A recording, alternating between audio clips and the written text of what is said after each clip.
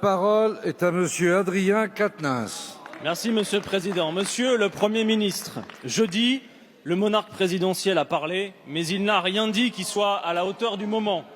Il a menti aussi, en prétendant que les Français travaillaient moins que nos voisins européens. C'est faux.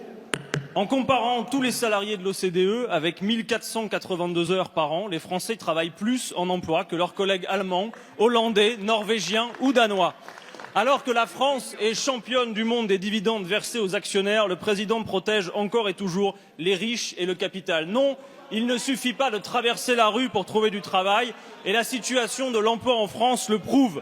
Une offre 100 candidats pour 100 personnes disponibles à Pôle emploi. 66% des offres pourvues en 2017 sont des CDD de moins d'1 mois. Un bonus-malus n'y suffira pas.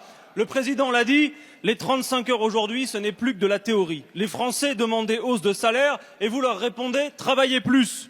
De même, le président a beau dire qu'il ne touchera pas à l'âge de départ à la retraite, tout le monde comprend que la retraite par points rend inopérante cette notion d'âge de départ. Car si la pension est faible, le salarié n'aura d'autre choix que de continuer à travailler. Or, il y a quelques 300 000 chômeurs de plus de 60 ans en France, dont la majorité a effectué 40 annuités. Le recul de l'âge de la retraite ne profite pas aux caisses de retraite, mais augmente les dépenses des caisses chômage. À l'heure où l'on apprend que 723 salariés sur 21 sites du groupe Auchan sont menacés, où est passé l'argent du CICE après que les dividendes de la famille Mullier aient été multipliés par 3 entre 2014 et 2015 ?